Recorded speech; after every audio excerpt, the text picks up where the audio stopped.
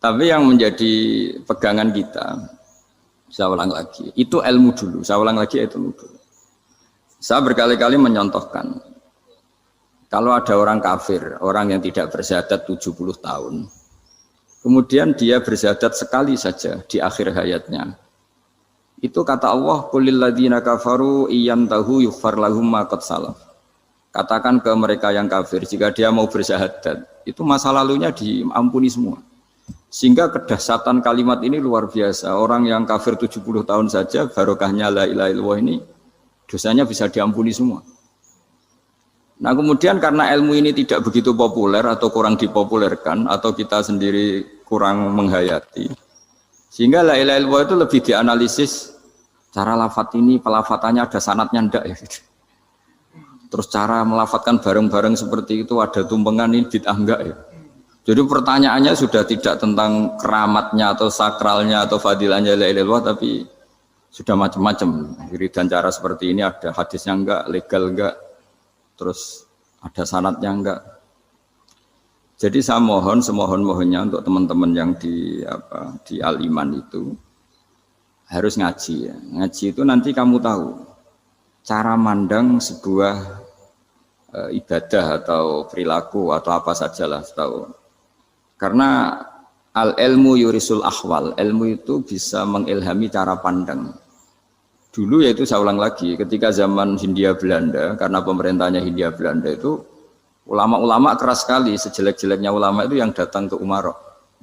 Tapi setelah era Mbah Hashim, era sampai Mbah Maimun, itu mereka peduli sama Umarok, sama semuanya sama-sama warga Indonesia yang ingin melihat Indonesia yang lebih baik. Sehingga banyak, ya kakak saya sendiri pernah wakil bupati, terus putra Mbah Maimun wakil gubernur. Ini teman saya Ki Hafid ya bupati. Semenjak itu terus, dan itu nggak lepas dari cara pandang. Yaitu cara pandang diantaranya adalah cerita tentang Nabi Musa yang Allah tetap peduli sama Fir'aun. Sehingga tetap didakwai Nabi siapa? Musa. Dan posisi Musa datang, bukan memanggil. Ya, cuma kayak sampai sekarang tuh belum pernah ke kantor bupatinya Pak Hafid, karena kadang-kadang orang terus curiga mengajukan proposal, jadi agak repot. Ketemu bupati itu sialnya kiai kan mesti pikirannya orang bupati ini nyangoni, kiai ini disangoni itu terus kayak kita fakir miskin itu. Jadi makanya saya itu belum pernah datang, tapi alhamdulillah karena beliau berambisi menjadi wa khairul umara mayatuna babal ulama. Jadi datang tapi sangat ambisius ingin mengalahkan ulama, karena dia kalau datang statusnya lebih tinggi. Ya tidak apa-apa, ini tawaduk tapi niatnya agak begitu tawaduk. Jadi saya sering ke Jakarta tapi ya tadi jarang ya. Biasanya ngajarkan waktu hanya pas saja, tidak kurang tidak lebih. Biasanya ngajar di pondoknya Pak Kures itu di Baitul Quran ya. Hanya ngajar santri-santri itu.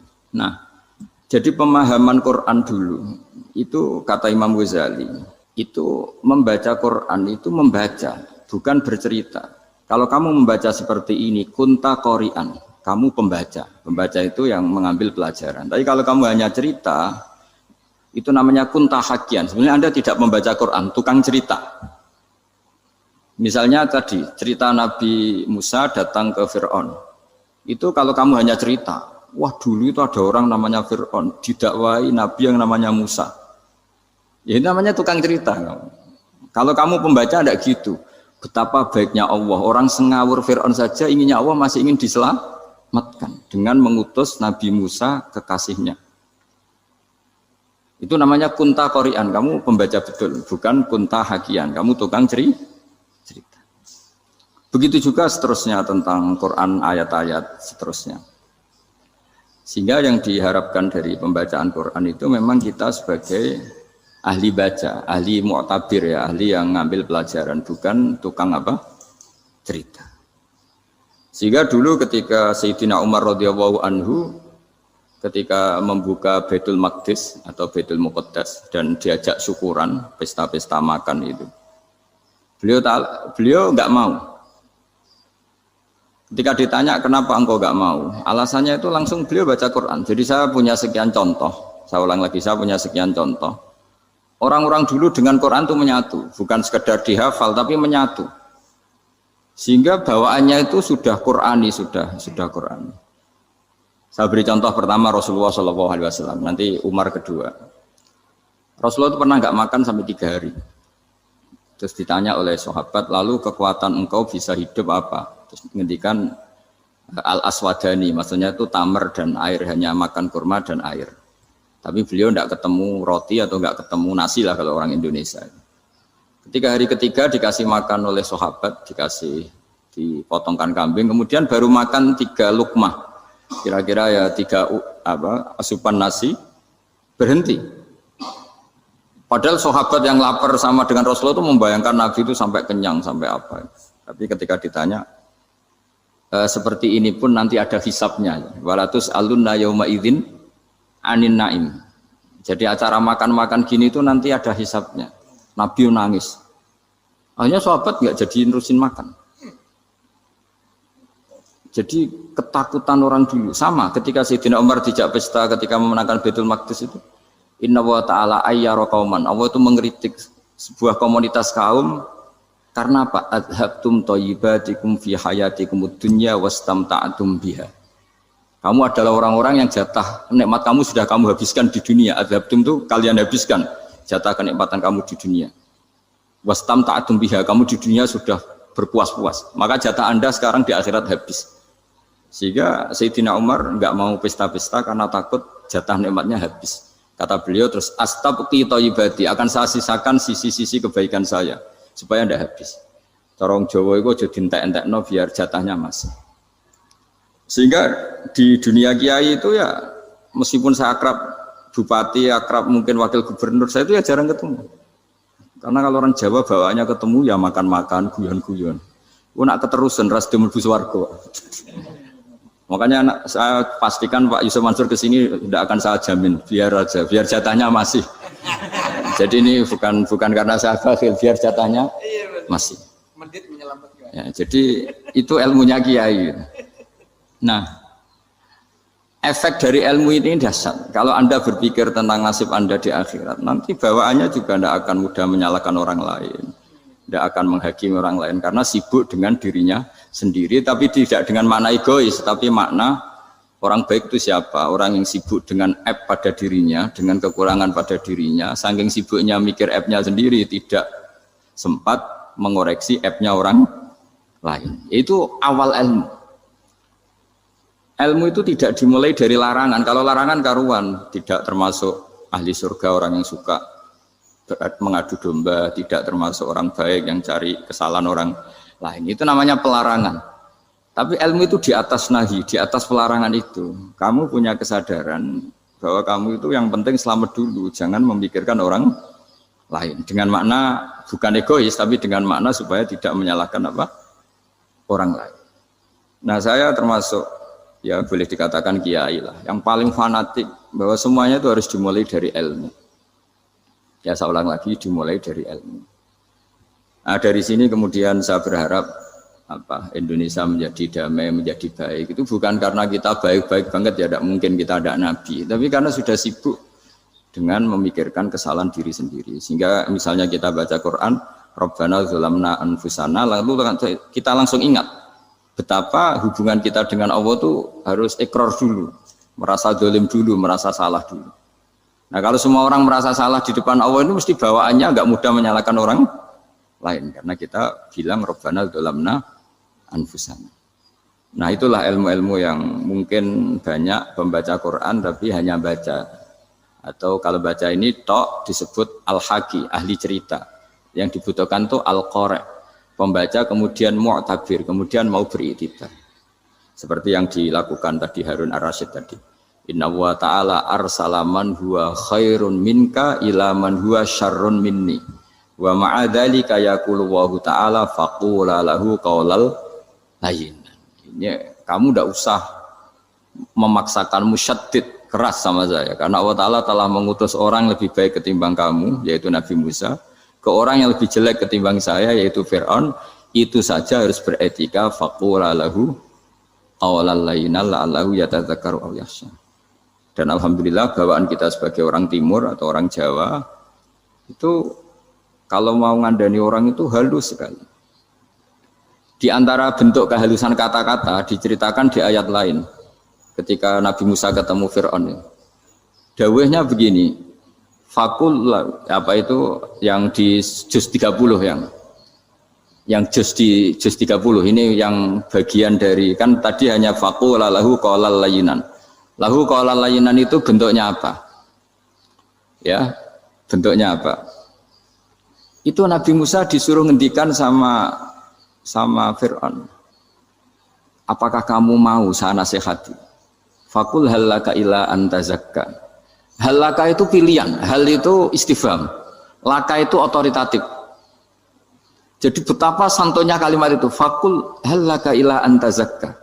Jadi kalau dimaknani model Pak Hafid, model saya ngaji di sarang itu halaka onoto iku kedue sira, berhak bagi kamu, berhak bagi Anda. Apakah Anda berhak loh mendapat nasihat supaya Anda jadi orang yang lebih baik.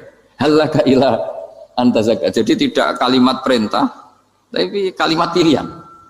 Apa engkau mau saya beri nasihat? Wahdiyaka ila rabbika fatakhsha.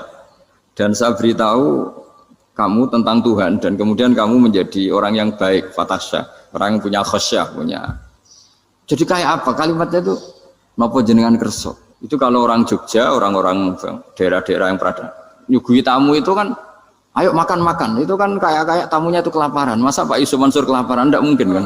Masa Ustadz terkenal kelaparan kan tidak mungkin itu. Monggo, nopo jenengan ngersakno. Karena bisa saja tamunya itu tidak kerso. Mungkin karena darah tinggi, mungkin karena takut dianggap fakir miskin. Macam-macam kan orang tidak. Itu kalimatnya itu halaka ila antazakka. Kayak apa indahnya dakwah. Halaka ila antazakka itu ada kata laka itu ya terserah jenengan mau enggak. Wa ahdiyaka ila rabbika fatakhsha. Nah, itu yang disebut membaca. Kunta qari'an la hakian. Anda benar-benar membaca Quran, bukan sekadar pencerita. Nah, kemudian ini yang terakhir saya juga baru sebenarnya saya itu enggak pernah bilang sanggup itu, tapi Pak Ustadz Zakaria itu GR terus. Sampai tadi pagi itu saya belum tahu kalau ada acara ini. Ya karena saya kiai, jadi kalau kiai itu kan ingatnya sama Allah saja. Kalau sama manusia itu rontok-rontok lali gitu. Itu bukan memaksa, ya memang lupa. Sejauh mana sih pentingnya manusia kan tidak penting cara ilmu tasawuf itu. Tapi karena ini titipan Rasulullah SAW terus menjadi penting kan. Dititipi umat gak jenengan itu yang ya sudah ngaji ngatur kiai ribet itu. Kiai ini biasa ngaji kan, kiainya yang ngatur, santri ini enggak. Pak Yai ngaji tanggal ini jam ini itu kan mengabaikan semua aktivitas kiai. Padahal jam ini mungkin saya punya jam, mungkin jalan-jalan atau ngaji atau mutolaah atau munajat. Gara-gara Pak Zakaria ini kan terus Mas Tamam ini yang provokasi. Harus ngaji di jam ini, tema ini. Saya itu kalau ngaji ditentukan tema itu, ini memang saya agak keras di bab ini. Itu kayak ibarat gini loh. Saya ini dokter, kemudian ada orang yang sakitnya itu jantung, terus bilang ke saya, Pak dokter sembuhkan kukul saya. Wong penyakit ekstrimnya itu jantung, kok bila disembuhkan apa? Kukul. Kan gak penting, sembuh tidak sembuh, kukul itu kan gak penting. Jerawat itu. Kiai itu tahu kesalahan paling fatal manusia itu akidah. Tapi kadang-kadang mintanya ilmu yang tidak akidah, yang gak penting.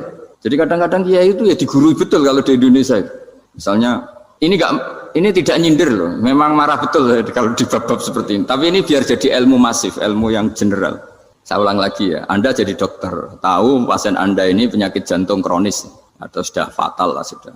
Terus orang itu bilang, Pak Yai, itu Pak dokter, tolong obati kulit saya supaya tidak jerawatan. Kamu bilang ini orang aneh enggak? Aneh kan? Nah, kiai juga gitu. Saya sering itu ada orang mau haji gitu, Gus doain saya jadi haji mabrur. Pernah belajar haji Pak? Dereng. Mungkin enggak orang belum belajar nyupir, terus kemudian minta didoain, Gus saya mau nyupir doain selamat. Mau nyupir aja enggak bisa kok minta doa selamat. Harusnya urutannya kan belajar dulu baru minta doa. Tapi kali ini aliman bener ngajaknya akidah dulu, ahli sunnah kan. Nah itu bener karena akidah itu hal yang prinsip memang harus. Kalau kebetulan nggak bener taruh visi betul. Untungnya kok temanya bener. Jadi saya mohon ke seluruh orang-orang yang mau ngaji ke kiai itu tema itu biar yang milih kiai supaya tahu prioritas yang harus benahin. Jangan tema yang milih. Jangan-jangan tema yang kita pilih itu tidak mendesak atau tidak penting. Ini bukan apa-apa, ini saking ingin baik saya ya, keinginan baik saya supaya dulu zaman sahabat ya gitu. Kalau ada pertanyaan salah sama Nabi dibenerin, cuma Nabi terlalu bijak. Cara benerin tuh enak. Kalau saya karena tidak Nabi saja ya agak-agak kasar kan. Kalau tidak Nabi tidak wajib bener terus. Yang wajib bener terus itu Nabi. Saya beri contoh ya. Nabi itu ngendikan tentang kiamat. Kiamat itu dahsyat, mengerikan gini-gini. Kalau pikirannya orang kampung itu begini. Nabi ini aneh. Cerita kiamat dahsyat tapi nggak ada tanggalnya, nggak ada tahunnya. Harusnya ada dong biar kita bisa persiapan. Sehingga Nabi disomasi di tengah-tengah khutbah itu, ya Rasulullah mata sa'ah. Nah, karena ini orang Bedui, Nabi nggak dengerin, masih ulang lagi. Mata sa'ah ya Rasulullah. Ketika Nabi mengabaikan itu ada dua kelompok sahabat, yang satu bilang lam yasma, Nabi tidak dengar sehingga mengabaikan. Yang kedua bilang sami'a wa kariha, Nabi sebenarnya mendengar tapi tidak berkenan. Tapi diulang lagi ketiganya, ya Rasulullah mata sa'ah. Akhirnya Nabi jawab, mau tidak mau, karena kalau enggak ya namanya orang Bedui ngomong terus. Nabi balik tanya, ya karena cara berpikir dia kalau kiamat itu jelas kapannya kan bisa persiapan itu. Paling enggak pas mau kiamat, terus pas ngaji Quran, apa kan bisa persiapan itu. Akhirnya Nabi balik tanya, ma'atatallaha. Kalau kamu berani tanya kiamat, lalu persiapan kamu apa? Ya terus orang itu bilang masyhur itu, ma'atatallaha kabira sholatin wala siyamin wala kadza wa kadza walakinni uhibbuka. Saya sebenarnya tidak punya persiapan ya Rasulullah, cuma persiapan banyak puasa ya enggak, banyak sholat enggak, tapi saya mencintai engkau. Masyhur itu jadi hadis paling legenda, almar'u ma'aman ahabba, sebagian disebut anta ma'aman ahbabta. Ini kata semua sahabat yang di masjid. Si Bedui ini orang paling dibenci sahabat karena mengganggu Nabi saat khutbah, tapi akhirnya ini menjadi orang paling dicintai sahabat karena barokahnya itu hadis itu keluar secara terbuka, almar'u ma'aman ahabba. Sebagian riwayat yuhsyarul mar'u ma'aman ahabba. Nanti orang akan sowan sama Allah bersama orang yang mereka cintai. Nah, itu sahabat-sahabat fama farihu ba'dal Islam farohahum biadal hadis. Mereka tidak pernah senang setelah masuk Islam sesenang hadis ini. Karena kita tidak perlu soleh-soleh banget, cukup menyintai orang apa? Soleh gitu. Makanya saya sekali bilang itu ya, kadang-kadang saya jadi orang alim itu ya rugi. Ruginya tadi. Misalnya untuk menjadi orang alim kan harus hafal Quran, ngaji Bukhari, Muslim, Ikhya. Ternyata pengumuman kedua orang nggak bisa apa-apa. Gelombang kedua para pecinta, waduh, itu kan repot ya. Jadi kita yang jadi orang alim susahnya bukan main, ternyata disaingi pengumuman kedua dan para pecintanya. Wah itu kan akhirnya ketemu orang-orang nggak jelas tadi. Nah itu ya termasuk farah dalam Islam, farhatul aibin. Jadi senang itu di Islam itu ibadah. Ya kul bi fadlillah wa bi rahmati fa bidzalika falyafrahu. Senang itu diperintahkan Allah. Saya tuh sering di kamar, kadang itu nyun sewu kayak gatelan gitu, apa itu. Ya agak kukur-kukur terus merengut saja malu. Malu saya itu dilihat Allah kok kayak agak ridho itu malu. Ya kayak tadi lah, kamu dikasih rumah gratis, kemudian pas yang ngasih datang kamu kelihatan cemberut, itu yang ngasih kan mangkel. Sudah dikasih gratis masih cemberut. Sama hubungan kita dengan Allah itu semuanya dikasih gratis. Makanya tabassum, senyum itu ibadah. Kita yang nekuni ilmu hadis. Betapa hebatnya Nabi ngendikan, kalau kamu tidak bisa ibadah yang berat-berat, cukup ibadah senyum. Kadang ngendikan tol qati wajhin, kamu cukup berwajah yang indah, yang menyenangkan. Tabassum, senyum. Kalau kamu tidak bisa membalas jasanya orang yang ngasih, minimal kamu senyum, minimal kamu kelihatan senang. Gitu. Makanya senang itu sudah ibadah. Dan sekarang orang untuk senang saja susah. Karena bawaannya nuntut orang lain supaya kayak keinginan dia, bawaannya nuntut, ya ribet. Kalau gitu ya ribet. Makanya saya bilang al ilmu yurisul ahwal. Ilmu itu diperkuat. Nanti yurisul ahwal, ilmu itu akan membentuk Anda. Dulu beberapa raja itu ya mau luhur karena jadi raja, punya apa saja. Tapi punya penasihat ulama, itu ya nasihat itu sederhana. Ada seorang raja tanya ke kiai, gimana dengan semua kerajaan saya? Wah, padahal dia punya apa saja. Jenengan miskin sekali, itu kerajaan seluas ini. Kok bisa aja? Terus ditanya sama si ulama tadi. Andaikan Anda di padang pasir, kemudian kalau tidak minum segelas air itu mati. Apakah Anda akan membeli segelas air ini dengan semua kerajaan Anda? Oh iya, pasti apapun saya lakukan untuk mendapat satu gelas air. Terus la tafrah bimulkin la yusawi syarbatamain. Kamu jangan bangga dengan kerajaan yang nilainya itu enggak sebanding dengan segelas apa? Air. Akhirnya raja itu mikir, saya tidak jadi raja bisa hidup. Tapi kalau enggak minum air, mati. Berarti penting satu gelas air. Akhirnya lama-kelamaan ini nganggap kerajaan itu biasa, ternyata nggak sepenting segelas air. Ya seperti kita lah, misalnya orang nggak punya alpat itu tidak malu. Tapi kalau nggak punya celana itu malu. Kamu mau punya alpat tapi nggak punya celana? Kan nggak mau. Yaitu ilmu itu yurisul akhwal. Ilmu akan melahirkan satu perilaku. Jadi kalau ilmu Anda mantap, pasti syukurnya juga mantap. Gitu. Ya makanya saya termasuk kiai yang selalu mendorong pentingnya ilmu. Bahkan kata Sufyan Ats-Tsauri ngendikan saking pentingnya ilmu ada kata fa'lam annahu la ilaha illallah, dimulai kata fa'lam. Dan saking pentingnya ilmu itu setiap nabi itu status permanennya itu hanya satu, mengajar. Rabbana wab'ats fihim rasulam minhum yatlu 'alaihim ayatik, membacakan ayat-ayat Allah sampai wa yu'allimuhumul kitab, mengajarkan kitab wal hikmah. Bahkan Allah sendiri wasofa dzatahul aliyah bi annahu al-muallim. Yaitu Allah ngendikan Ar-Rahmanu 'allamal Qur'an. Jadi betapa hebatnya pengajar. Allah sendiri mensifati dirinya itu Ar-Rahmanu 'allamal Qur'an. Allah itu Maha Rahman yang mengajarkan Quran. Di surat Iqra juga disebutkan Iqra wa rabbukal akram alladzi 'allama bil qalam. Jadi Allah mensifati dirinya sebagai pengajar. Kayak apa pentingnya mengajar? Karena al-ilmu yurisul ahwal. Ilmu ini melahirkan satu sikap. Pernah ada orang hartanya itu habis karena ngobati ibunya. Terus datang ke saya, dia sumpek karena hartanya habis ngobati ibunya. Terus dia bilang, Gus saya ini sekarang sudah miskin karena ibu saya sakit dan harta saya habis untuk ngobati ibu saya. Terus tak guyoni sama saya. Kon kepen pinter apa kepen goblok? Kepen pinter Gus. Ingin pinter apa ingin goblok? Katanya ingin pinter. Kalau ingin pinter bahasanya jangan gitu. Harta kamu itu masih di akhirat karena habis untuk ngobati ibu. Bayangkan kalau habis untuk maksiat itu habis betul. Terus dia mulai syukur. Alhamdulillah Gus. Harta saya habis secara heroik karena untuk mengobati apa ibu. Sudah pinter dia. Akhirnya miskin sampai sekarang ya tetap pede saja karena masih punya tabungan di akhirat. Dan itu saya terinspirasi oleh ilmu juga.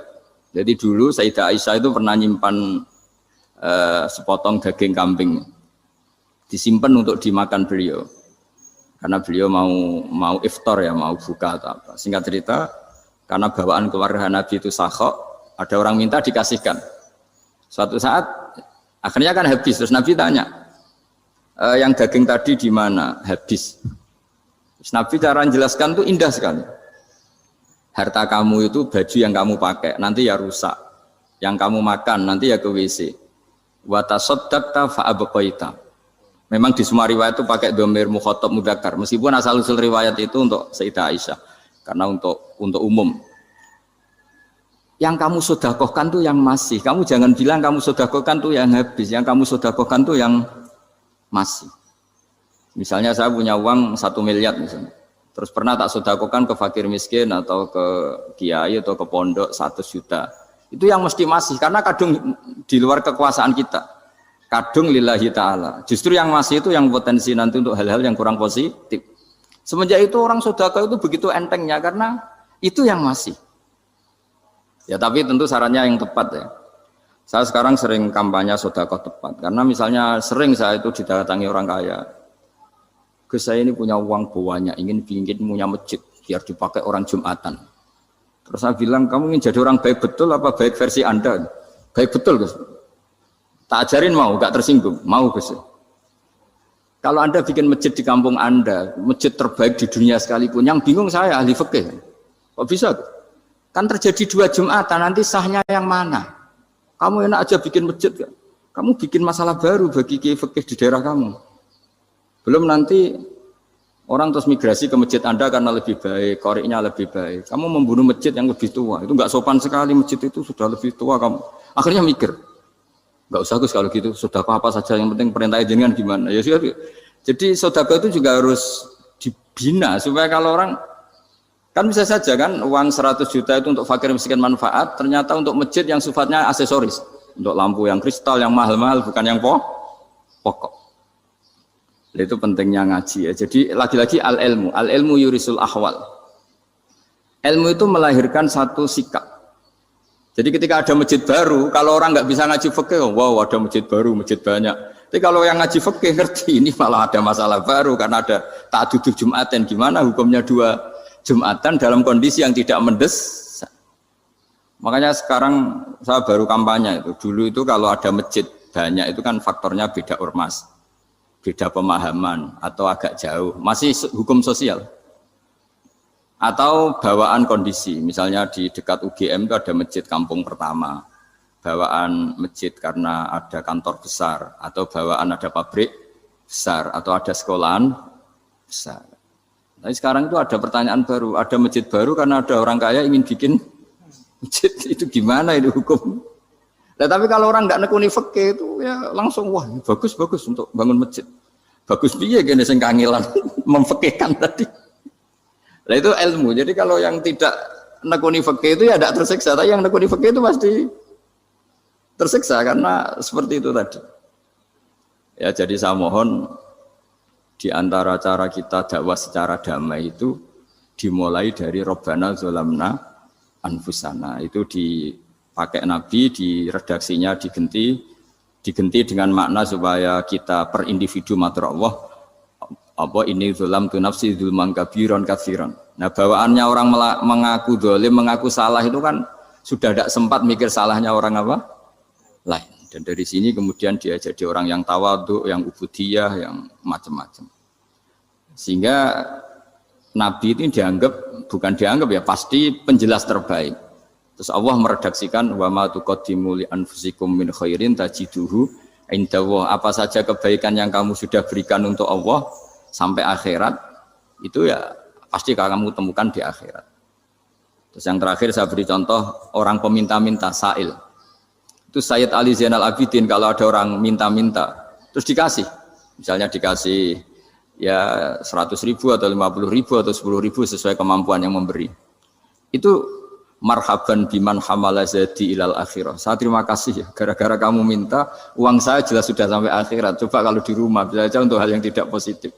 Jadi bawaannya itu cara pandang itu rubah. Jadi sebenarnya kalau kita ngasih uang di masjid, ngasih kiai atau ngasih fakir miskin, ya uang itu yang masih, bukan yang habis. Yaitu watasodak kata fa'abqaita, yang kamu berikan itu hakikatnya yang masih. Karena sudah ada kamu otak-atik lagi, makanya disebut wakaf. Sebenarnya wakaf itu dulu secara makna lughat, saya ulangi secara lughat. Maknanya itu sudah berhenti, wakafun maknanya berhenti. Nah sedekah itu dari kata sedekah maknanya benar. Orang yang sering sedekah berarti imannya benar. Orang yang uang sudah diberikan berarti dia sudah terputus, wakaf berhenti dari hubungannya dengan dia. Sudah dikasihkan berarti selesai. Sehingga wakaf dan sedekah itu sebenarnya maknanya saling melengkapi. Kemudian orang-orang fikih karena ada disiplin ilmu tertentu, wakaf itu untuk sedekah yang permanen, yang abadi, kemudian sedekah untuk infak. Tapi itu kan hanya istilah-istilah dalam disiplin ilmu. Sebetulnya kalau pakai ilmu yang umum, sedekah ya bisa disebut wakaf ya bisa disebut apa? Sedekah. Karena maknanya sedekah itu wakaf. Wakaf itu apa? Qat'u raqabatil malik an hadal mal atau an mali. Hubungan pemilik harta ini terputus dari harta itu. Jadi misalnya saya sudah wakaf tanah ini ke masjid, sudah diterima. Buat saya kepikiran gadekan atau menjual sudah tidak bisa, sudah berhenti di situ saja hubungan saya dengan kepemilikan harta itu. Makanya disebut apa? Wakaf. Dan kalau saya wakaf berarti menunjukkan kebenaran iman saya karena sudah menafkahkan sebagian harta untuk Allah Ta'ala. Itu sodak. Makanya bahasa Arab itu gampang ya, kalau sodaqah. Orang kalau bayar mahar disebut sodak karena menunjukkan cintanya. Teman yang setia disebut sodik karena ya benar dalam berteman. Abu Bakar disebut as-siddiq karena sangat membenarkan kanjeng Nabi dan seterusnya. Jadi begini ya, kalau dalam fikih Islam, misalnya ini ada di beberapa literatur fikih, di semua fikih, baik mazhab Syafi'i, Hanafi, Hambali, di semua kitab fikih. Misalnya ada orang mau masuk Islam, terus konsultasi sama ustadz atau sama kiai, Pak saya mau masuk Islam, kamu nggak boleh ngambil sikap monggo ngeteh dulu, tidak boleh. Atau apalagi diajak ngobrol dulu, karena 5 menit kita mempersilahkan ngopi dulu itu artinya dianggap kita membiarkan dia dalam keadaan kafir 5 menit dan kita dianggap ikut tanggung jawab. Sehingga di bab ada ulama yang ngebabkan itu sampai di bab murtad.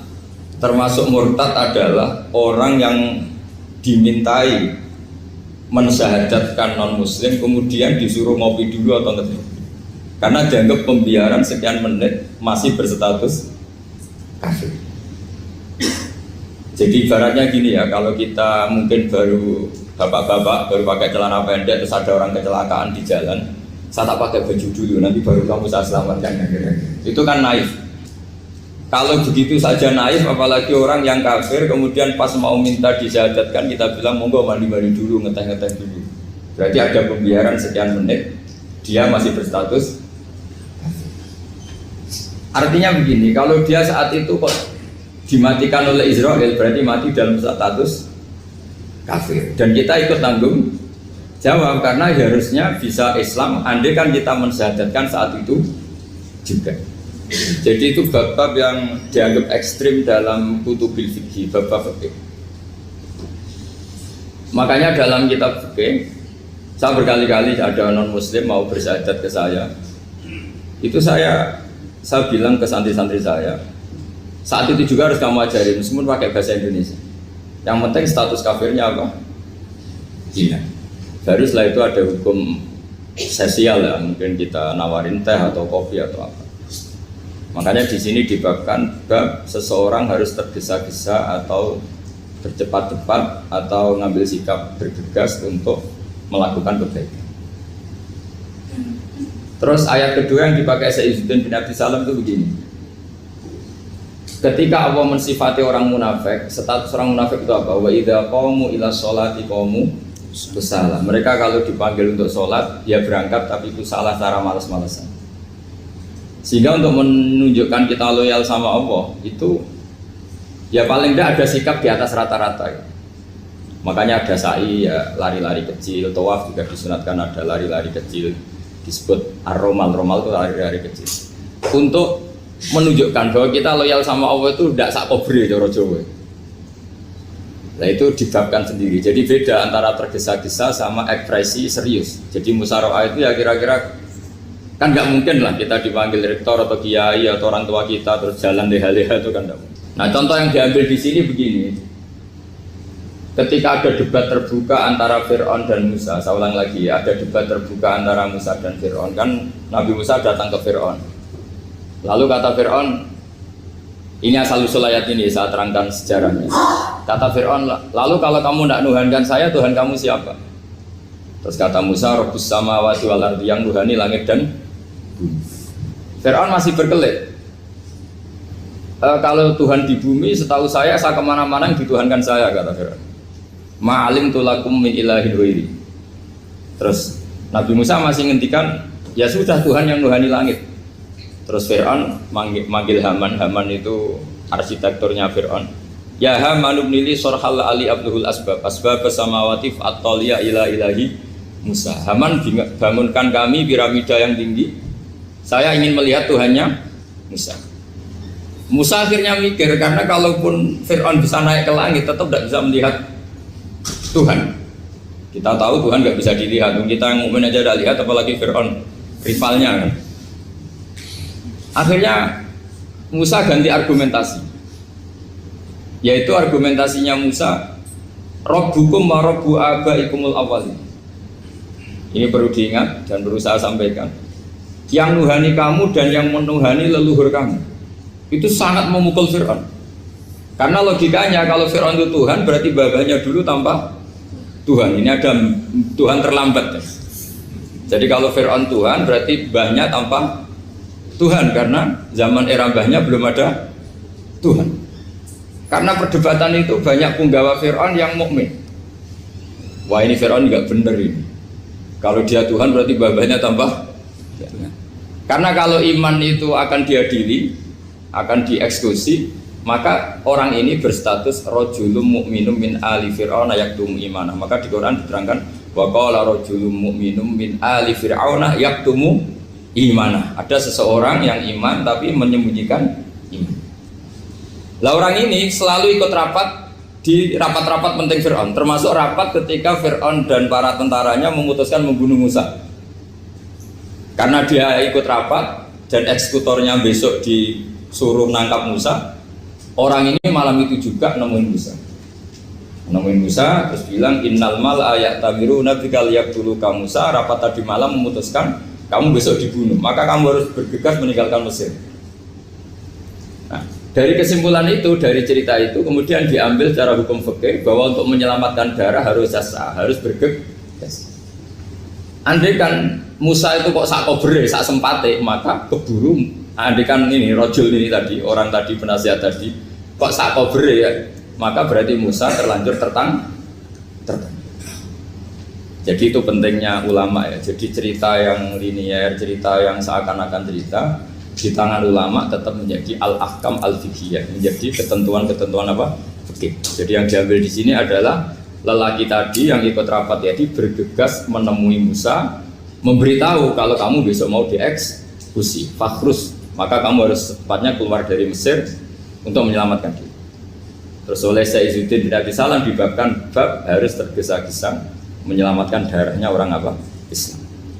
Jadi ini penting saya sampaikan. Jadi al-qasas ya, semua cerita di Quran itu tidak sebagai cerita, karena Quran tidak ingin melahirkan pendongeng, tapi harus menjadi ibrah, menjadi teladan. Jadi makanya terus di kitab-kitab ulumul Quran diterangkan al-qasas ya, beberapa cerita di Quran adalah semuanya menjadi ketentuan fikih. Saya ulang lagi ya, semua cerita yang ada di Quran itu menjadi ketentuan fikih, meskipun alurnya apa? Cerita. Kayak tadi kan alurnya cerita bahwa lelaki ini bergegas nemui Musa supaya Musa cepat keluar dari Mesir. Terus dibabkan babul musaroah ilan musifik. Saya teruskan ya.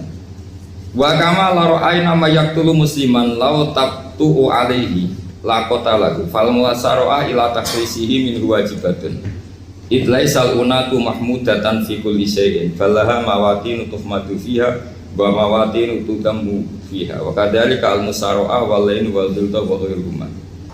Terus cara berpikir ulama, saya pernah baca dalam satu sejarah ulama besar namanya Sufyan Ats-Tsauri. Sufyan Ats-Tsauri itu menjadi wali itu gara-gara kalau sholat di masjid itu beliau datang sebelum adzan. Saya ulang lagi, beliau datang sebelum adzan. Ditanya, kenapa kalau kamu datang sebelum adzan? Saya ini gak ingin jadi hamba yang buruk. Hamba yang buruk atau pembantu yang buruk adalah setempe nunggu dipanggil. Misalnya kita tahu majikan kita pasti manggil jam 7. Kemudian jam 7 itu Anda masih ngopi, masih tata-tata, itu kan tidak menghormati majikan. Harusnya kamu setempe di jam yang saat itu pasti majikan Anda memanggil. Kata beliau, saya tidak ingin seperti pembantu yang buruk. Datang nunggu apa? Dipanggil. Jadi itu ada beberapa spirit ya, atau inspirasi dari aturan-aturan mahabbah. Sebab itu ketika Allah kritik orang munafik, wa idza qamu ila sholati qamu kusala, ketika dipanggil sholat mereka datang bermalas-malasan. Karena ada cintanya sama Allah, maka datang berlambat-lambat. Nah, berarti kalau ekspresi cinta mengharuskan kita datang bercepat. Makanya dalam istilah lain di Quran ini termasuk balaghatul Quran. Di juz 25 itu istilah menuju Allah itu fafirru ilallah. Kita tahu firar itu maknanya lari apa jalan biasa? Lari. Jadi untuk mengekspresikan mahabbah kita, kangen kita pada Allah, cara bahasa Arab isak kita, berontok kita sama Allah, tidak diistilahkan jalan tapi fafirru ilallah, harus bergegas berjalan. Begitu seterusnya. Maka kalau ada orang Islam, terus ini konsekuensi hukum. Ada non muslim minta, Pak Bahak, saya tolong ajarkan syahadat. Nggak boleh saya bilang gini, monggo ke dalam dulu. Padahal perjalanan ke rumah saya misalnya setengah jam, nggak boleh. Saat itu meskipun sambil berdiri-diri harus kita tauhidkan. Kamu yakinnya Allah itu satu, Tuhan Allah, harus. Karena kalau ada perjalanan ke rumah 5 menit terus dia kecelakaan, belum syahadat, statusnya mati apa? Kafir. Dan kita ikut terlibat karena sebetulnya bisa mengislamkan saat itu juga. Analoginya kayak tadi loh. Orang kecelakaan di jalan karena kita pakai celana pendek, contoh Syria saya tak pakai baju dulu. Habis itu dilides truk. Itu kan kita ikut salah karena kita yang punya kesempatan. Tentu yang disalahkan yang punya kesempatan. Karena merubah status dari potensi ke leaderstruck menjadi sama sekali gak potensi ke leaderstruck dengan kita inggirkan, meskipun kita dalam keadaan tidak ideal. Sama, orang kafir yang mau masuk Islam itu umumnya kiai-kiai kan kadang sebagian disuruh mandi dulu, itu salah sebetulnya. Itu salah sekali, sangat salah. Apalagi nunggu seremonial di masjid, nunggal tokoh-tokoh itu bujutnya salah. Itu gak cuma salah, bujutnya salah. Jadi salah yang akut. Itu salah besar ya. Kalau seremonial monggo, tapi kalau mengislamkannya harus saat itu. Apalagi seremonial seminggu lagi nunggu tokoh terkenal, nunggu disyuting dulu, wah itu perilaku so, itu bukan mengislamkan itu. Makanya kita yang sebagai peneliti fikih itu kadang itu enggak serg gitu. Masa mau Islam nunggu di masjid dulu, disyuting dan tokoh-tokoh itu salah. Itu sama dia kamu lihat orang kecelakaan mau menyelamatkan, ini ada wartawan enggak ya? Minta disyuting dulu sedang mati ini. Jadi kita normal saja dalam Islam, sesuatu yang mendesak, yang emergensi ya perlakuannya harus cepat. Sehingga dibabkan faslun fil musyawarah.